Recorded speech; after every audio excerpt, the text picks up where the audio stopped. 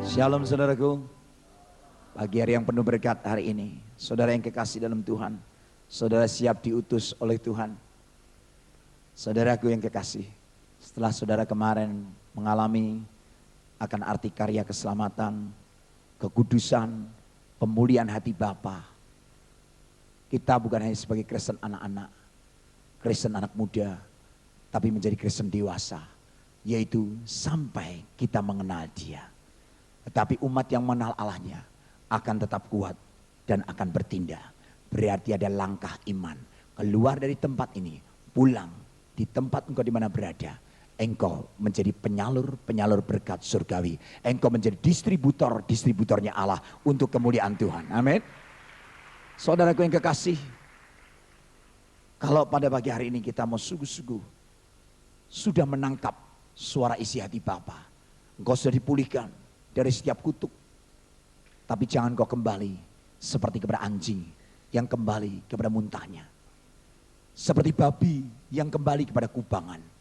Hari ini kita mau benar-benar diperbarui, karena ada orang yang berkata, aku tidak mau berubah dan aku tidak mau merubah orang lain.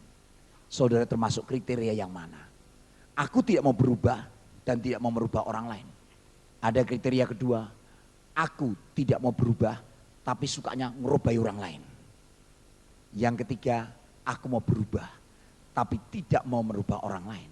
Tapi yang keempat, aku mau diubah dan mau mengubah orang lain. Saudara termasuk yang mana? Yang benar. Halo, saudara yang kasih dalam Tuhan. Kalau saudara masuk kriteria yang keempat, jangan sampai seperti kemarin, saya tidur ada di pojok sendiri.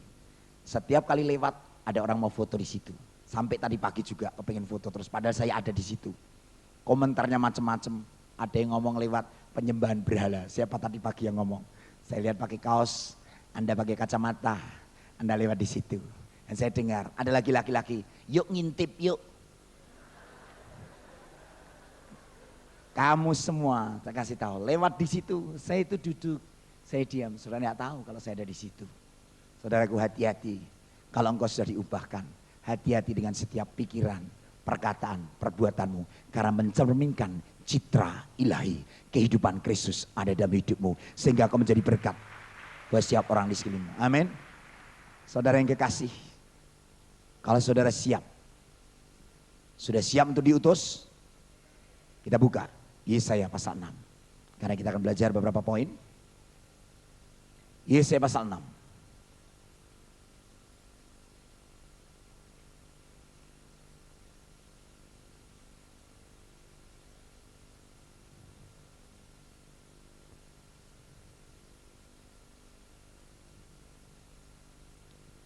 Ayatnya yang kelima. Bagaimana Yesaya mendapat panggilan Allah. Karena waktu itu dalam tahun matinya Raja Uzia, di mana melihat Tuhan duduk di atas tahta yang tinggi dan menjulang dan ujung jubahnya memenuhi bait suci. Kita akan baca ayat 5 sampai dengan ayat 9.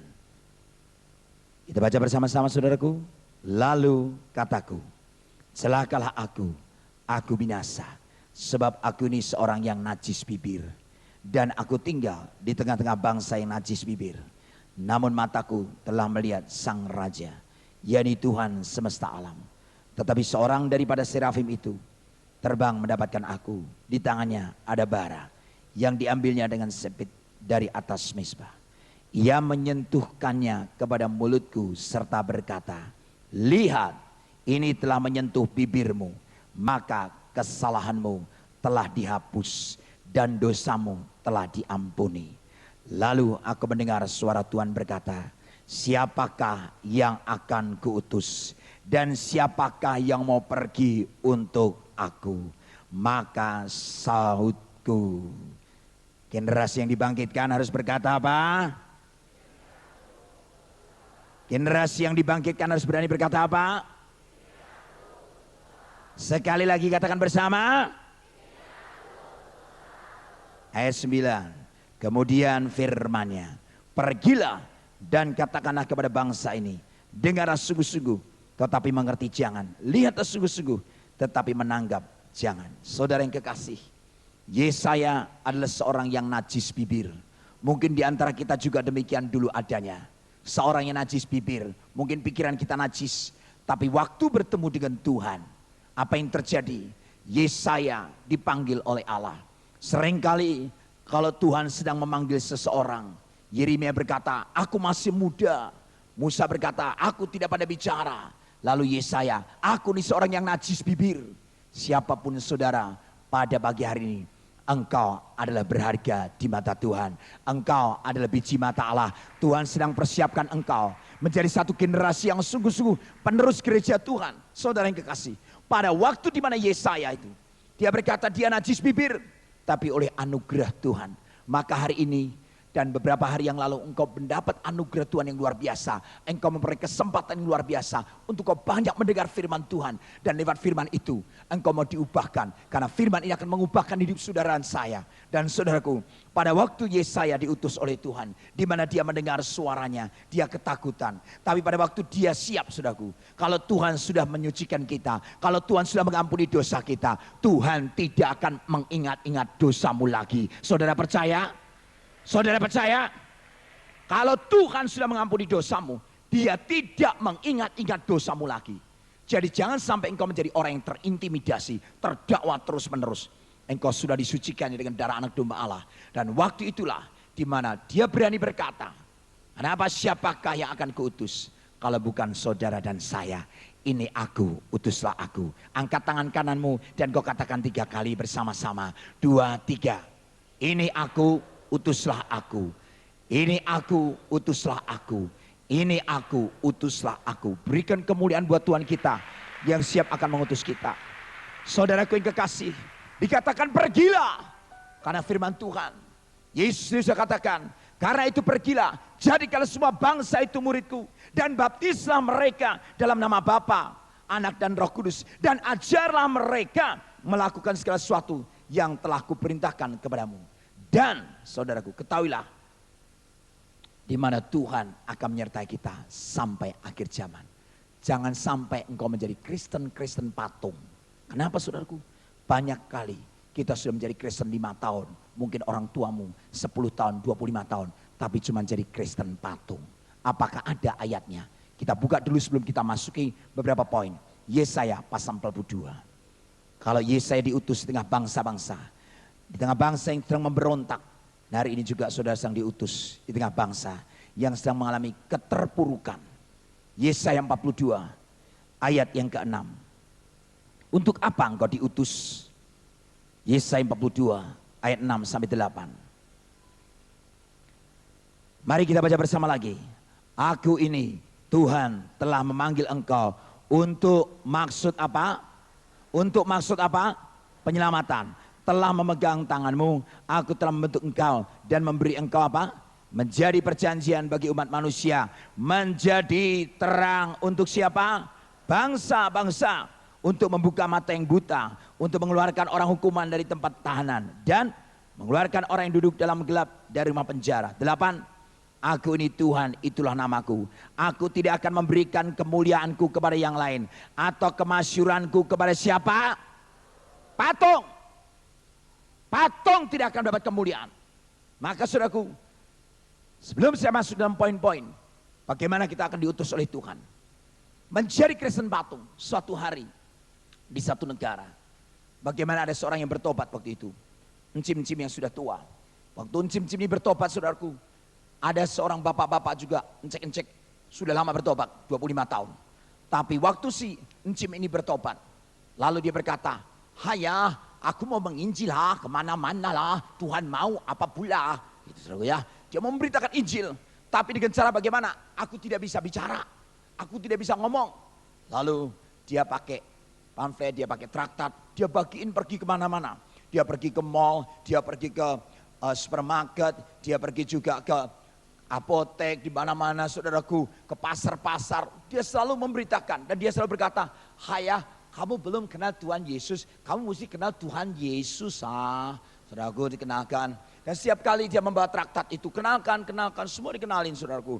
Dan akhirnya Setiap kali dia memperkenalkan siapa Yesus, dia tidak bisa banyak bicara, dia hanya pakai traktat. Menginjilnya dia pakai traktat. Saudaraku, siapa yang di sini pertobatannya lewat TV, televisi? Mungkin ada siaran televisi dan kamu bertobat, ada? Kamu, lewat TV kamu bertobat? Puji Tuhan, dari sekian 2, ada lagi? Tidak ada, 2. Siapa yang lewat teman saudara? Coba angkat tangan, lewat teman-teman saudara. Puji Tuhan. Siapa yang lewat traktat? Mungkin baca traktat atau baca apa? Ada? Ada 1 orang. Lewat radio? Ada? Yang bertobat juga lewat radio? Tidak ada. Ternyata yang paling banyak apa? Ada orang yang sangat efektif. Saudara dan saya menyampaikan berita Injil. Dan si nenek ini tadi, waktu dia sampein, selalu si encik yang tua, Cim, lu udah gila ya? Setiap orang dikasih itu traktat satu-satu, ha? Buat apa? Saudara, akhirnya dia diam aja. Suatu saat dia pergi ke mall. Dan pada waktu dia pergi ke mall, apa yang terjadi saudaraku? Tahu-tahu dia ngelihat, haya rambutnya bagus, rambutnya merah bagus, ha? Cantik lagi. Tapi tidak kenal Tuhan Yesus. Mesti kenal Tuhan Yesus, ha? Saudaraku, waktu diberitahu gitu, si encek tadi apa yang terjadi, tahu-tahu pas ada di situ juga. Jim, ini patung, ah, ini patung, ini bukan manusia, ini patung. Kenapa kamu belikan traktat sama dia? Saudaraku, si Jim ini bingung. Padahal di situ ada karyawan-karyawatinya. Saudaraku, dia bingung. Kalau apa yang terjadi, saudaraku, dia bingung lihat. Iya, mataku lamor, jadi agak nggak kelihatan gitu ya. Jadi kalau ngelihat apa-apa agak lamor gitu ya. Udah, tahu-tahu dia ngomong gini, ada hikmat dari Tuhan. Daripada kamu jadi patung, lebih baik aku nginjilin patung. Ngerti saudaraku? Daripada dia cuma 25 tahun jadi patung cuma action ke gereja. Kelihatannya berdasi, bergengsi, tapi tidak berfungsi. Patung diinjili, tapi orang-orang di sekitarnya pada bertobat. Terima Tuhan Yesus. Makanya jangan sampai engkau jadi Kristen patung. Aduh, saudara jangan jadi Kristen patung. Hari ini dengar baik-baik. Cuma gayanya ke gereja. Rame-rame. Cuman gitu aja. Gak ada artinya. Tuhan tidak akan memberikan kemuliaannya kepada patung. Hari ini Tuhan akan memberikan kepada orang yang apa? Di dalam dia kita hidup, kita bergerak, kita ada. Di dalam dia kita hidup, kita bergerak, kita ada. Ada kegerakan, kita tergerak dan kita bergerak. Itu yang Tuhan inginkan. Amin. Gereja Tuhan yang tergerak dan bergerak. Mau maju. Ada kehidupan. Makanya hari ini penting buat kita. Untuk kita belajar sungguh-sungguh. Untuk apa engkau ada di tempat ini? Kalau nanti saudara akan diurapi oleh Tuhan. Dan kami semuanya, di mana Tuhan akan pakai kami juga untuk mengimpartasikan kepada saudaraku.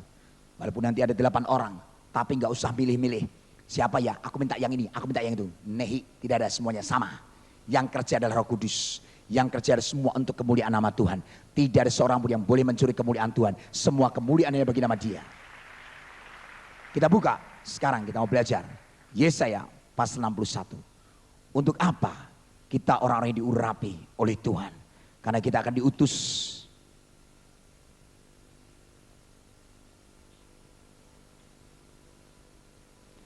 Yesaya 61 ayat 1 sampai dengan yang ke-6, saudaraku. Di sini dikatakan, kabar selamat kepada Sion. Roh Tuhan Allah ada padaku. Roh Tuhan Allah ada pada generasi yang dibangkitkan, yang berada di tempat ini. Amin, saudara. Puji Tuhan. Oleh karena Tuhan telah mengurapi generasi yang dibangkitkan, saudara dan saya. Oleh karena Tuhan telah mengurapi, untuk apa engkau diurapi, saudaraku? Ternyata di sini dikatakan apa, saudaraku? Ia telah apa? Mengutus aku untuk apa? Menyampaikan kabar baik kepada orang-orang sengsara. Arti kata mengutus yang pertama. Tujuan Allah akan memberikan pengurapan. Ternyata di mana dia akan mengurapi saudara. Saudara dan saya akan diutus oleh Tuhan.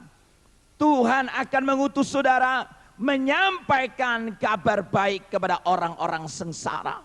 Orang-orang yang mengalami kemiskinan rohani. Arti daripada mengutus berarti pergi. Yang pertama, menjadikan kita sebagai pejuang yang berani. Menjadikan kita sebagai pejuang yang berani. Kenapa? Pada saat kita akan diutus oleh Tuhan, seperti Yesaya, orang yang najis bibir, tapi pada saat dia harus melakukannya penuh dengan perjuangan. Saudaraku, kalau saudara setiap kali akan menghadapi satu ulangan atau ujian, saudara mesti belajar terlebih dahulu. Pada saat saudara belajar, di mana saudaraku belajar sudah penuh belajar terus. Tapi saudaraku, untuk masuk kepada ujian, ini butuh satu perjuangan. Bedanya sekolah umum dengan sekolah kehidupan.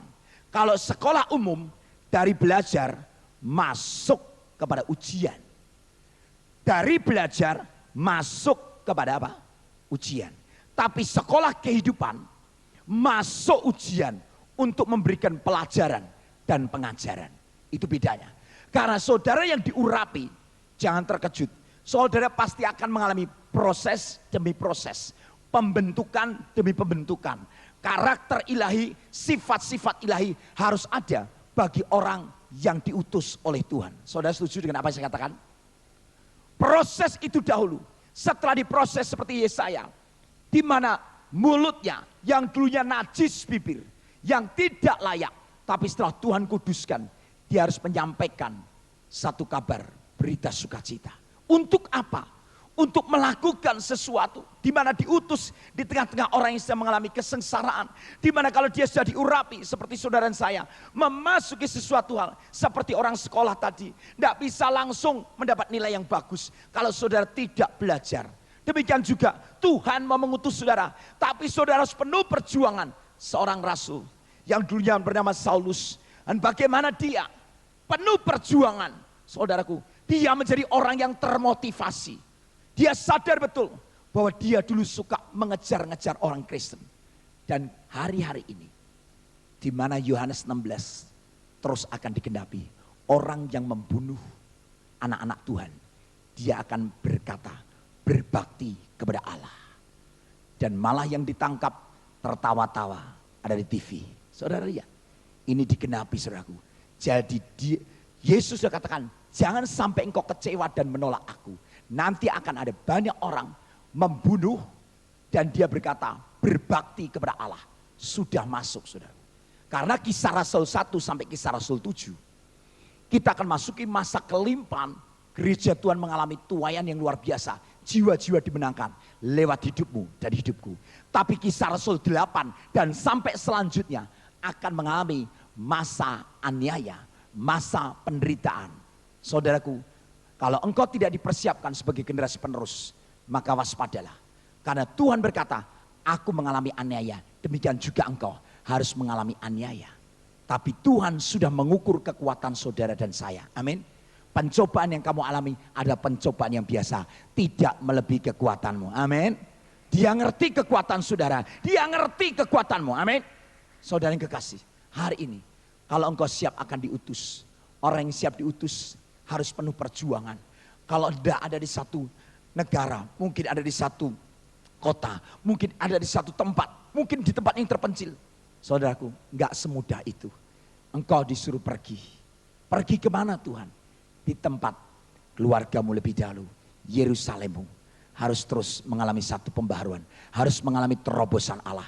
Seperti kemarin, saudara harus mengalami terobosan. Setelah saudara mengalami terobosan, breakthrough, baru saudara bisa dipakai. Renewal, ada pembaharuan. Baru terjadi revival, baru terjadi kebangunan rohani, baru terjadi kebangkitan. Baru saudara bisa menyampaikan kepada mereka.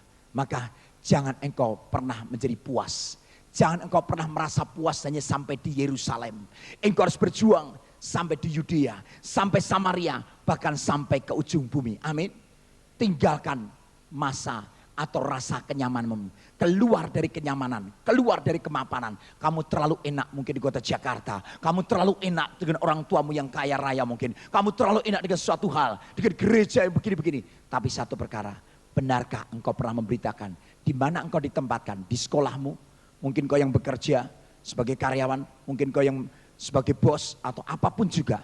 Engkau harus mau diutus oleh Tuhan. Siapkan dirimu memasuki utusan Allah. Pergi beritakan Injil untuk kemuliaan Tuhan. Amin saudaraku, berikan kemuliaan buat Tuhan kita. Sekalipun harus penuh dengan perjuangan, sekalipun harus penuh dengan penderitaan, tidak gampang saudaraku. Ada banyak yang kita alami. Saya sendiri pada waktu saya menjadi seorang pengusaha tahun 87, Tuhan panggil saya. Pada waktu Tuhan panggil saya menjadi hambanya, gak semudah apa yang saya sangka. Saya pikir menjadi seorang hamba Tuhan. Tuhan, kenapa seperti ini? Prosesnya bukan main, saudaraku. Saya sendiri mengalami, istri saya mengalami kematian. Istri saya kronis kehabisan cairan. Anak saya jatuh dari 6 meter. Anak saya nomor 1, semuanya 4 yang ngalami. Tapi setelah itu, kami mengalami melihat, Tuhan, saya melihat mertua saya belum bertobat. 14 tahun sudah. Kenapa dia belum bertobat? Hanya lewat kejadian demi kejadian. Apa yang kita alami? Akhirnya saudaraku, mereka bertobat, terima Tuhan Yesus. Kadang menunggu waktunya Tuhan. Kadang didikan Tuhan itu saya pikir Tuhan, didikan Tuhan itu kira-kira panjang atau pendek saudaraku. Didikan Tuhan itu panjang atau pendek? Tuhan kalau mendidik apa? Panjang ya, panjang. Coba kalau ada orang tua didik anaknya sehari ngajar terus. Kira-kira gimana? Yang ngajar aja capek juga saudaraku. Capek nggak? Capek. Tuhan itu kalau mendidik dalam waktu yang pendek. Selesai. Pakai rotan. Selesai. Tapi pendeknya Tuhan itu 1 hari sama dengan 1000 tahun. Itu yang membingungkan. 1000 tahun sama dengan 1 hari. Saudaraku, dah inilah perlu kita sadari. Ternyata untuk mencapai satu kehidupan kekal. Bekerjalah bukan untuk makanan yang akan binasa. Bekerjalah bukan untuk makanan yang akan binasa. Melainkan untuk beroleh hidup yang kekal. Untuk kita masuk ke dalam kerajaan surga. Saya bertanya buat saudara. Masuk kerajaan surga itu penuh berkat. Atau banyak sengsara? Buka Kisah Rasul 14.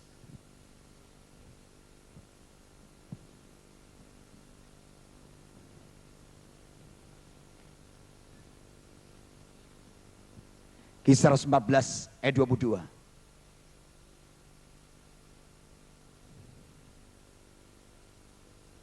Mari kita baca bersama-sama saudaraku. 1, 2, 3. Di tempat itu mereka menguatkan hati murid-murid itu dan menasihati mereka supaya mereka bertekun di dalam iman dan mengatakan bahwa untuk masuk ke dalam kerajaan Allah kita harus mengalami banyak berkat, duit mengalir melimpah-limpah. Halo? Banyak apa? Orang yang mengalami banyak sengsara. Ya artinya apa? Ketaatan kita mulai diuji. Belum selesai, gak lulus, hair lagi, ulangi ketaatan. Kalau sudah lulus, ganti kesabaran. Kesabaran gak lulus, ulangi kesabaran lagi. Mulai lagi ketekunan, ketekunan gak lulus, ulangi lagi. Terus saudaraku, bahkan untuk berjuang baca firman setiap hari itu gak mudah. Saudara, engkau tidak baca firman, engkau mengalami kerugian. Karena setiap kali berkata apa? Ayo baca firman. Nanti Tuhan, nanti. Baca firman. Nanti lama, nanti gak apa-apa. Doa, nanti. Suatu hari sudah minta berkat Tuhan. Tuhan berkati kuliahku, berkati studiku, berkati pekerjaanku. Tuhan jawabnya, nanti. Siapa yang berkata nanti? Bukan Tuhan, siapa? Kita semua. Seringkali kita menunda waktu.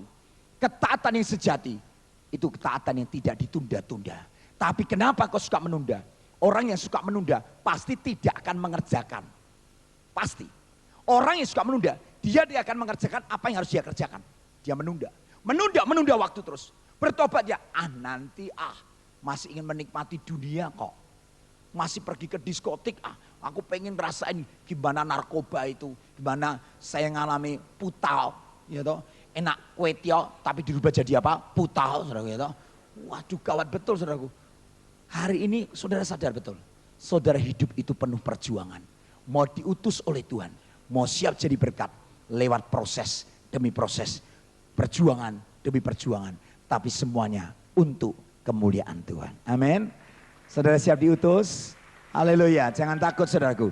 Yesaya orang yang diurapi berarti mempersiapkan dirinya. Yang kedua, kalau dia dikatakan ia telah mengutus aku, ternyata membawa kabar baik buat orang-orang sengsara, orang-orang yang miskin rohani, yang tidak mengenal siapa Allahnya. Dia tidak mengalami satu kehidupan yang benar di mata Allah. Dia sengsara rohaninya. Dan dikatakan saudaraku, dan merawat orang-orang yang remuk hati. Merawat berarti memelihara. Yang kedua, kalau saudara akan diutus oleh Tuhan, karena saudara orang diurapi, berarti saudara siap merawat. Setelah saudara tadi penuh perjuangan, merawat artinya memelihara. Berarti apa? Menjadikan kita sebagai pekerja yang tekun. Menjadikan kita sebagai pekerja yang tekun. Kita hanya jangan pandai melahirkan bayi-bayi rohani. Bertobat, selamat, selamat. Tapi setelah itu, bayi yang baru lahir dibiarkan. Kira-kira bayinya apa? Kalau bayi habis lahir, terus dibiarkan aja. Mati saudaraku. Demikian juga. Ayo kamu terima Yesus ya. Terima Yesus ya. Teman-temanmu kamu ajak. Terima Yesus ya. Doain. Terima Yesus ya. Yesus juru selamat. Masuk dalam hidupku ya. Terima ya. Terima ya. Terima. Oke. Terima. Sudah masuk kan? Tapi setelah itu kamu biarkan. Dia tidak bertumbuh. Perlu minuman yang ringan. Susu, belum makanan yang keras. Coba kalau bayi tadi dikasih kerupuk, apa jadinya? Saudara, berarti engkau harus merawat. Ajak mereka sampai mereka mengerti cara membaca firman. Sampai mereka dibaptis. Sampai mereka masuk mungkin kalau yang dikatakan katekisasi atau mungkin KTB kelompok tumbuh bersama atau FA atau kemana atau mungkin SOM School of Ministry sekolah orientasi melayani. Bawa mereka, jangan asal dibiarkan lahir udah. Enggak, engkau harus merawat. Jangan hanya pandai melahirkan bayi-bayi rohani. Banyak penginjil begitu khotbah dias, tidak tergembala, ditinggal pergi. Kemana nih aku mencari? Saudara bingung enggak? Siapa gembalaku? Tuhan Yesus langsung. Ya nggak bisa. Penginjil-penginjil yang kadang-kadang nyampein firman. Tinggal. Dah terserah. Nah ya kalau ada gembalanya. Nggak apa-apa. Lah kalau nggak ada. Mau kemana dia? Makanya perlunya ada apa? Ada guru. Ada gembala. Ada penginjil. Ada nabi. Ada rasul. Kalau ini saudaraku. Kelihatannya kecil. Sangat berfungsi. Kenapa? Guru ini suka nyutikin Alkitab, artinya satu-satu. Gitu. Ini berfungsi, coba kalau pakai ini, kan nggak bisa. Pakai ini, biarpun kecil. Ada input, pasti ada apa? Output. Coba kalau nggak ada output, apa jadinya? Terjadilah di sini seperti ragi yang menghampiri seluruh adonan. Iya saudaraku, kacau saudara. Coba nih, Paulus bilang, ini yang kecil pun berarti. Saya kasih tahu. Makanya jangan kamu anggap sepele. Coba kalau ada orang sampai akhirnya mengeluarkan kotoran dari perut ini. Saudaraku, saudara baunya bukan main. Haleluya betul. Saudara, makanya bersyukurlah ada input pasti ada output. Saudara sudah dapat input banyak lewat retreat ini. Halo? Dapat input banyak dari firman Tuhan. Sekarang harus ada apa? Bagus. Harus dikeluarkan. Mungkin keluargamu, teman-temanmu. Di masyarakat di mana engkau berada, sampaikan engkau ada utusan Allah dan engkau dipersiapkan untuk merawat mereka bagi kemuliaan Tuhan. Amin. Dari sini kita lihat, kalau saudara sungguh-sungguh jadi berkat buat orang lain, bukan yang sekedar saudara membagi Injil, enggak, tapi saudara membagi hidup saudara. Mungkin kesaksian saudara itu akan menguatkan mereka. Saudara mungkin tidak banyak ngomong, cuma saksi. Cik, saya tuh begini, Cik, biarpun kecil, tapi penuh roh. Wah itu lain. Yang gede nggak penuh roh. Rohnya roh kudus, roh kuda. Karena binal sekali. Tapi kamu penuh roh kudus. Ngomong penuh hikmat Allah. Maka perkataannya akan berubah. Saudara yang kekasih. Kalau Yesaya. Bagaimana dia harus merawatnya.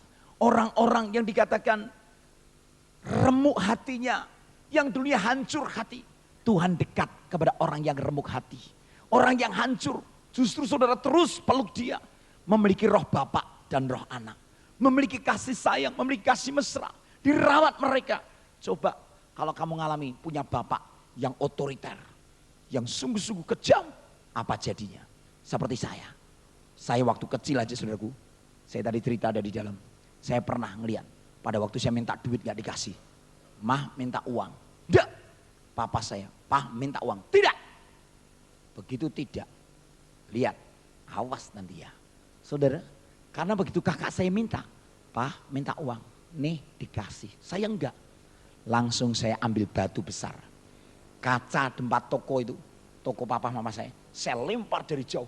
Bluk, pecah, piu. Saya dikejar, saya lari ke kamar papa saya. Kalau saya mau dihajar, tak bakar ini kasur. Kasurnya akan saya bakar. Saudara, saya bakar itu kasur. Pada waktu saya bakar, saya lari. Saya dilempar pakai batu. Ini petak sebenarnya. Akhirnya saya ketabrak gerobak sampai akhirnya ini patah. Tuhan, ampuni aku. Saya sudah ke sekolah minggu. Inilah anak-anak yang setiap kali memberontak. Itulah hidup saya. Tapi sekarang saya sadar bagaimana Tuhan diubahkan hidupku. Aku mau diubahkan dan aku mau mengubahkan orang lain. Aku mau diubah, berubah dan berbuah. Aku mau diubah, berubah dan berbuah. Katakan bersama, aku mau diubah. Tunjuk dirimu sendiri, tidak usah lihat saya. Tunjukkan dirimu sendiri.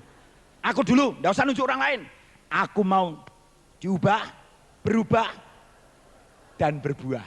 Gitu ya. Coba katakan bersama, aku mau diubah, berubah.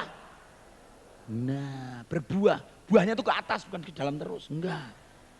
Saudaraku, pada waktu saya mengalami perubahan itulah, kenyataannya beda. Saya memeluk teman-teman saya. Teman-teman saya yang sudah kehidupannya tidak benar. Tapi kemudian saya belajar dan belajar. Saya terus mau berjuang dan saya mau pekerja yang tekun. Enggak hari ini belum selesai, enggak diselesaikan lagi. Besok aku mesti selesaiin. Terus sabar yang terus menerus itulah bibit ketekunan. Sabar yang terus menerus itulah bibit ketekunan. Sabar seru. Waktu saya memberitakan Injil, satu dengan yang lain, para penjudi-penjudi, king gambler. Saudara, waktu itu saya melihat ada di satu kapal pesiar ada di Singapura. Waktu sampai di sana, saudaraku, Tuhan ngomong, masuk ke kasino. Loh Tuhan, apa aku harus berjudi? Saya bingung. Tuhan kalau ngutus jangan yang aneh-aneh. Saya nanti gak lulus malam. Masuk. Begitu karena saya waktu naik itu ngelihat orang-orang modelnya kayak Liu Tehua, Jentahwa gitu. Wih, king gambler saudaraku. Kacamatanya kayak menetrek gitu-gitu. Wih, gaya betul. Tapi waktu saya, Tuhan, aku ini cuma pakai kaos. Waduh kayak kuli kalau gini. Akhirnya saudaraku, saya disuruh Tuhan, saya berdoa dulu, Tuhan tolong kami. Waktu saya masuk di ruang kasino. Waktu masuk di kasino situ, ditolak. Tidak boleh. Wah saya bingung, tidak boleh masuk, ada apa? Mesti lengkap, pakai jas, pakai dasi. Mau judi aja pakai jas, pakai dasi. Ya Tuhan. Saya kemudian masuk ke kamar. Tuhan, tenggelamkan kapal ini. Seperti Paulus. Pikir saya biar tenggelam, orang teriak-teriak, tolong, tolong. Nah terjadi pertobatan. Tuhan ngomong sama saya, salah kamu. Oh salah. Harusnya kamu berdoa untuk selamatkan jiwa-jiwa. Tidak caranya begitu, harus tenggelam dulu. Oh ya, ampuni aku Tuhan. Saya untungnya saya buka koper saya bawa jas.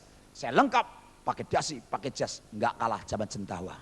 Saudaraku, saya masuk. Padahal enggak punya duit saudaraku. Masuk.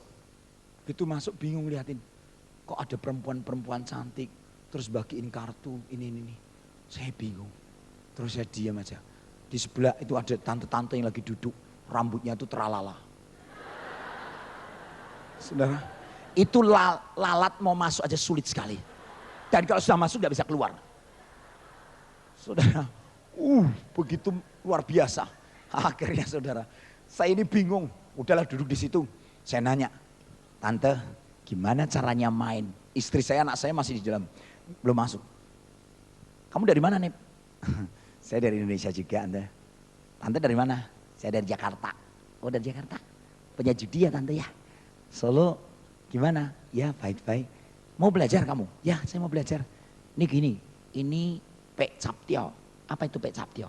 80 juta. Oh ya, ini yang gocap tiao. Ji gotio, itu satu itu harus beli ini dulu. Kamu beli dulu. Enggak punya uang kok Anda? Oh enggak punya uang kamu. Lah ngapa kamu sini? Ya cuma suruh lihat aja. Oh cuma lihat-lihat, iya. Main. Begitu main, dia menang. Dia bilang haleluya, puji Tuhan. Ini mesti karismatik. Ini mesti karismatik yang kayak gini. Waduh gawat betul. Menang langsung haleluya, puji Tuhan. Loh tante di gereja mana? Ya saya di gereja. Oh kok bisa main judi? Iya ini hobi saya. Begitu kalah, itu yang keluar, kebun binatang keluar semuanya. Anjing, geladak, bajing, loncat, ya atau ular. Waduh macam-macam keluar semuanya. Udah saudara, saya kaget. Tante ini gimana sih? Saya bingung liatin. Saya mulai bercanda sama tante. Tante, bagus loh cincinnya. Berapa itu? Murah. Murah berapa tante? Ya ini murah, nggak mahal. Ini paling ya nopeng gotial. Oh, itu jamnya juga bagus. Ya ini sapek tiao. Nah, kalau yang ini ya sipek tiao. Oh, kalau saya sih kue tiao aja sih tante. Saudara, saya mau belajar tekun. Bagaimana saya harus memberitakan Injil itu sendiri. Karena banyak orang-orang tidak ngerti akan arti kehidupan. Saudaraku, saya takut nanti sampai ketahuan saya ini hamba Tuhan masuk jadi penjudi. Tahu-tahu benar-benar datang gangster-gangster masuk. Begitu masuk gayanya sudah gini semua, membusungkan dada. Saya takut nanti kalau ketahuan. Benar saudara. Loh ini kan pendeta. Ya Tuhan gimana aku mau ngomong. Waduh betul saudara. Kan pendeta kok. Iya. Kok bisa sampai di sini? Cuman lihat-lihat. Iya. Saudara. Malah kebetulan. Doain dong ada pendeta. Kurang ajar apa enggak saudara? Akhirnya dia judi saudara. Saya suruh doain. Saya doain dari belakang. Saya pikir doanya biar kalah gitu kan saudara. Kalau kalah kan nangis bertobat gitu ya enggak. Kan saya berdoa bukan minta menang loh saudara. Enggak loh. Waktu didoain dalam nama Yesus aku ikat semua roh perjudian. Kutuk perjudian gini banyak hal. Waktu ditengking. Saudara. Wah doanya manjur. Saya menang gopek tiao. Ya Tuhan kok menang gopek tiao. Waduh 500 juta. Udah doain lagi. Dalam nama Yesus kami ikat semua orang gini macam-macam. Menang lagi jadi 1M. Ya Tuhan 1M. Ya gimana cara? Menang lagi 1,5 M. Menang lagi dan menang lagi. Lama-lama saya bilang, saudara terima kasih saya mau keluar dulu. Saya bilang Tuhan kok udah kalah-kalah sih dia. Kok malah menang terus.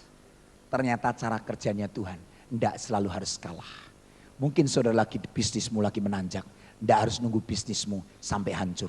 Mungkin kau tidak perlu nunggu sekolahmu sampai hancur. Tapi di mana engkau lagi dalam kesuksesmu. Tuhan bisa panggil engkau semuanya. Amin. Berikan kemuliaan buat Tuhan kita. Saudara, waktu itu saya lihat. Kamu sama siapa?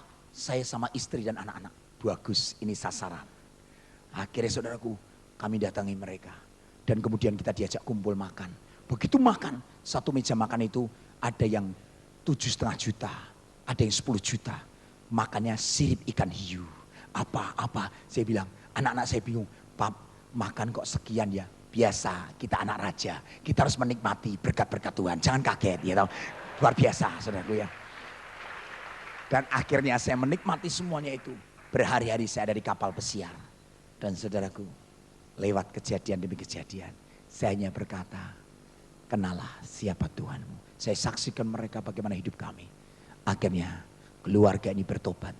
Keluarga yang lain bertobat. Terima Tuhan Yesus. Akhirnya sampai di kota Solo. Penjudi-penjudi, geng-gambler bertobat. Terima Tuhan Yesus untuk kemuliaan Tuhan. Dan luar biasa. Saudaraku, kalau Tuhan izinkan itu terjadi, tapi harus dirawat. Sekarang mereka sudah jadi worship leader. Dia jadi pemimpin kelompok sel. Dia memenangkan jiwa-jiwa untuk kemuliaan Tuhan. Saudaraku, luar biasa. Kelompok selnya, kelompok sel para penjudi. King gambler. Saudaraku, kalau ngomong, waduh ngomongnya luar biasa saudaraku. Nah kalau mbok-mbok dicampur ke situ tukang sayur, bingung saudaraku. Ngomongnya mereka baby band, new S. Ini Bapak-bapak bisa bingung, apa itu Babybon? Ya kan bingung saudaraku ya. Nah saudaraku, makanya harus homogen. Mereka harus sama, yang penjudi-penjudi, yang tukang becak. Saudaraku, dari tukang becak pun bisa dipakai oleh Tuhan. Tukang becak yang setiap hari menggayuh saudaraku. Tapi dia menjadi pekerja yang tekun. Dia pakai caping saudaraku. Pada waktu dia masuk ke gereja, capingnya dilepas. Dan kemudian diganti celana panjang. Dia pakai itu. Dan kemudian dia masuk. Setiap kali dia mendengarkan firman, pulang saudaraku tahu. Di gereja di kota Solo, di mana Tuhan percayakan pelayanan. Yang dulunya cuma dimulai 7 jiwa. Jadi 25 jiwa. Jadi 100 jiwa. Jadi 1000 jiwa. Jadi 5000 jiwa. Dan jadi 10.000 jiwa. Dan terus saudaraku. Kita sudah masuki, tapi bukan karena nilai jumlah. Bukan, semua untuk kemuliaan Tuhan. Memasuki ke 20.000. Gereja sudah tidak cukup, sekali ibadah 2.000 jiwa. 5 kali ibadah, sudah tidak cukup. Saudaraku. Sekarang sudah dibangun 7.000 jiwa. Semua untuk kemuliaan Tuhan. Dan luar biasanya saudaraku. Dari golongan paling rendah sampai golongan paling atas. Dari embok-embok yang pakai parabola. Tapi nggak pakai antena saudaraku ya. Sampai tukang becak. Semuanya saudaraku memberitakan Injil. Dan sungguh-sungguh saudaraku. Mereka merawat lewat apa? Kelompok sel.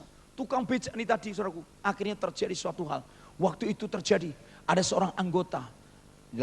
Dia bekerja di satu instansi pemerintah. Waktu itu dia pernah masuk ke sumur, bunuh diri. Akhirnya saudaraku bisa terangkat, bisa tertolong. Dan waktu perutnya membuncit, karena itu harus dibawa ke rumah sakit. Akhirnya dia dipulihkan, dia disembuhkan. Dan suatu hari dia pergi, pada waktu dia naik sepeda motor, dia ada di depan gereja.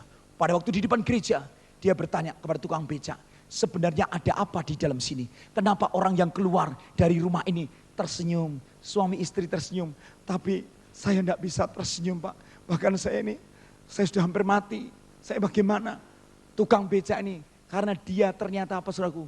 Dialah orang yang sedang dipersiapkan Tuhan terus, di mana dia diutus juga. Waktu dia ada di situ, Pak mari masuk. Ada jam 9 sampai jam 11. Ini jam 6 sampai jam 8. Apakah Bapak, Mas tukang becak mau ngantar saya masuk? Oh mau. Babybon roda 3 diparkir di samping saudaraku ya. Lalu dia masuk bersama orang ini. Dan pada waktu masuk saudaraku, si pembicara berkata, mungkin kau yang hadir sebagai laki-laki, engkau laki-laki yang tidak bertanggung jawab. Bahkan pernah juga karena kau kecewa dengan istrimu dan istrimu meninggalkan engkau. Dan selama ini engkau merasakan kesendirian dan engkau sendiri merasakan putus asa dan kau bunuh diri. Langsung dia nyenggol sama tukang becaknya. Mas, itu pendeta apa dukun Mas, itu paranormal, kok bisa ngerti dalamnya saya? Loh Mas kenapa? Saya habis bunuh diri, saya ditinggal istri. Oh itu Mas, lah itu memang khotbahnya begitu ya, dengerin aja dulu. Oh itu dakwah, iya itu dakwah. Jadi khotbahnya Mas kayak gitu. Ya. Saudara, akhirnya pada waktu terakhir ditantang. Kalau saudara mau, engkau rindu istrimu kembali ke rumah, anak-anakmu kembali ke rumah. Kalau engkau percaya kepada Yesus Kristus Tuhan, Dia adalah pintu gerbang anugerah sudah dibuka. Kalau pintu sudah dibuka, tidak ada seorang bisa menutupnya. Kalau pintu sudah ditutup, tidak ada seorang bisa membukanya. Hari ini, kalau engkau percaya, angkat tanganmu. Oh dia nangis, saudaraku, dia angkat tangan sampai ingusnya keluar terus. Oh, wah semuanya. Oh dia nangis. Langsung dia pulang. Dia berkata apa saudaraku? Yesus, kalau engkau itu memang ajaib seperti apa yang disampaikan itu tadi pendetanya. Aku minta istriku pulang ke rumah. Sudah berapa tahun ini tidak pulang. Tuhan, tunjukkan mujizatmu, tunjukkan anugerahmu. Saudara, dia pulang ke rumah. Dan pada waktu dia pulang ke rumah, tahu-tahu anaknya menyapa. Bapak, ada Bapak, matanya kok merah, nangis. Saya baru pulang dari sana. Hah, kok pergi ke situ Pak? Itu kafir. Bukan, kamu belum mendengerin. Aku tuh kepengen doa supaya ibumu kembali pulang. Udah jangan dipikirin. Kalau mau kawin ya kawin lagi lah. Jangan begitu, aku masih cinta sama ibumu. Saudaraku, akhirnya saudaraku si anak kurang ajar betul ini ya. Jangan jadi anak seperti itu ya Pak, nggak ada mama. Oh cari lagi yang lain, awas kamu kurang ajar semua ya. Bertobatlah engkau. Saudaraku, akhirnya yang terjadi, keluarga ini tadi masuk kamar saudaraku. Dia kunci kamar, ini terjadi betul. Akhirnya dia berdoa, Tuhan Yesus, yang namanya Tuhan Yesus. Dia nggak ngerti siapa Tuhan Yesus, pokoknya yang namanya Tuhan Yesus. Katanya, Tuhan yang hidup, nyatakan mujizatmu, aku minta tanda. Saudara, tahu-tahu berapa jam kemudian, ada seorang wanita datang. Rambutnya sudah berubah. Rambutnya sudah disegi semuanya. Anting-antingnya saudaraku. Mukanya, ininya sudah merah, hijau, kuning jadi satu. Kayak orang ditabokin saudaraku ya. Ngapain sih dari tadi motret terus? Gak usah. Perlu ditengking kamu ya.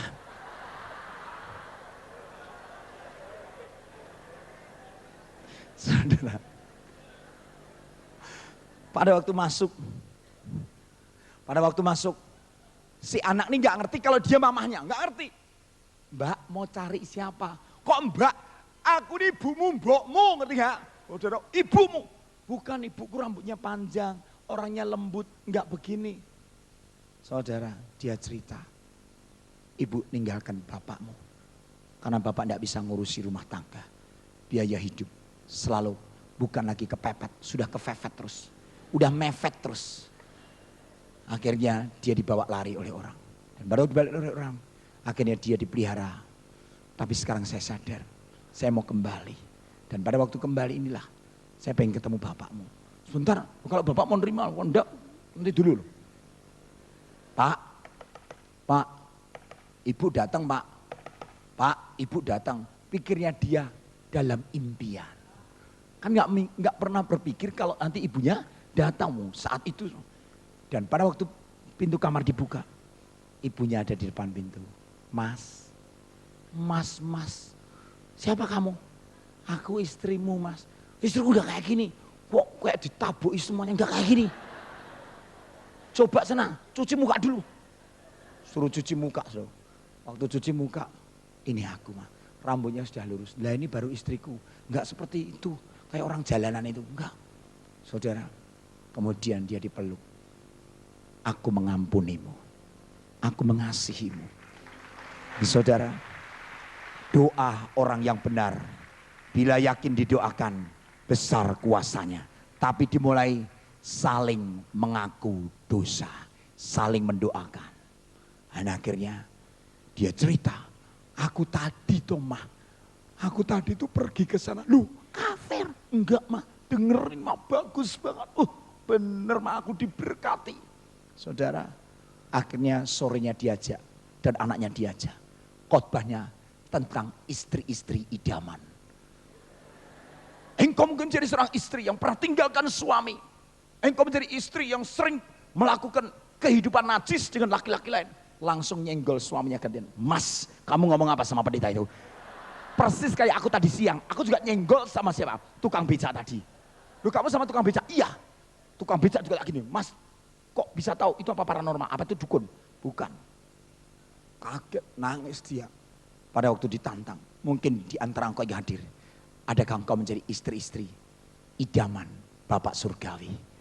Dan itu yang Tuhan inginkan atas hidupmu. Dia langsung berdiri, bertobat engkau, nangis, ingusnya keluar semua. Langsung suaminya, nimah, istri-istri bangkit berdiri. Begitu istri-istri bangkit berdiri, apa yang terjadi? Dia dipeluk. Dia peluk oleh suaminya, saling mengampuni, saling memberkati. Dan kasih Tuhan mengalir hari itu. Dan sekarang dia jadi berkat di mana-mana. Luar biasa, persatuan keluarga. Dirawat, akhirnya orang ini dirawat oleh para tukang becak. Dan tukang becak ini suatu hari berkata, Pak, saya mau ganti profesi. Mau ganti profesi apa? Ternyata tukang becak pun adalah profesi. Jadi kalau kamu mengadakan pengusaha profesi, termasuk tukang becak juga pengusaha profesi. You know? Saudara, waktu itu yang terjadi apa? Dia waktu doa puasa, Pak doain saya. Minta apa? Ganti profesi. Jadi apa? Tukang sablon. Oh ya sudah, ayo doa. Tuhan gini nih, karena buah yang didoain. Kerjakan Tuhan seturut kehendak-Mu gini dah. Amin. Kau terimakan mujizat lah. Ya Pak, saya terima Pak. Saya berubah ya Pak. Kalau kamu tidak mau berubah tidak bisa. Kamu juga harus mau kerja sama, berubah. Saudara, pulang keluar dari jarak berapa ratus meter. Yang terjadi apa? Ada orang berpapasan dengan dia. Mas, mau kerja apa mas? Siapa bapak nih? Kamu tidak kenal saya. Saya mau tanya, mau kerja apa? Saya mau ganti profesi, saya tukang becak. Setiap hari setorannya cuma 5.000 pak. Oh ya, mau dikasih modal. Modalnya berapa? Ya nggak tahu pak, mau jadi modalnya berapa. Saya cuma tahunya setiap hari itu setoran 5.000 gitu aja. Kalau pak modalnya berapa kan nggak ngerti. Langsung dia ambilin dompetnya. Nih, bingung. Dihitung 1 juta. Dihitung 1 juta, dia bingung. Pak ini buat saya, iya buat kamu. Sudah jangan cerita siapa-siapa ya. Ayo nanti kerja ya, saya tinggal lihat kamu bagaimana. Bapak di gereja mana? Gak perlu tanya saya di gereja mana. Yang penting kamu diberkati Tuhan. Saudara, dia saksikan di mimbar, dia cerita. Dan sekarang dia jadi penyablon. Dan sekarang sudah pakai handphone, tukang becak yang pakai handphone. Gaya betul saudaraku. Halo Pak, aku masih ada di sini. Coba saudaraku. Gaya betul sekarang ya, kemajuan zaman teknologi yang luar biasa. Saudaraku, tukang becak. Akhirnya apa? Dia diberkati Tuhan. Sampai kelompok tukang becaknya mengalami banyak mujizat-mujizat Tuhan. Dan luar biasa. Saudaraku, bisa enggak engkau merawat? Jangan engkau hanya melahirkan, tapi engkau tidak merawatnya. Lalu, bagaimana kalau engkau menjadi utusan Allah hari ini? Apa yang harus kau kerjakan? Kalau tadi pejuang yang berani. Yang kedua, engkau menjadikan dirimu sebagai pekerja yang tekun. Jangan terus bosan, ini bosan. Setiap kali bosan. Hari ini yang ketiga. Dikatakan ayat selanjutnya. Untuk memberitakan pembebasan kepada orang-orang tawanan. Dan kepada orang-orang yang terkurung kelepasan dari penjara. Untuk memberitakan tahun rahmat Tuhan. Dan hari pembalasan Allah kita. Memberitakan berarti menjadikan kita sebagai pengikut yang setia. Setia memberitakan Injil. Kita mau sungguh-sungguh setia menyampaikan firman Tuhan. Siap sedialah. Dikatakan di 2 Timotius pasalnya yang keempat. 2 Timotius pasal yang keempat.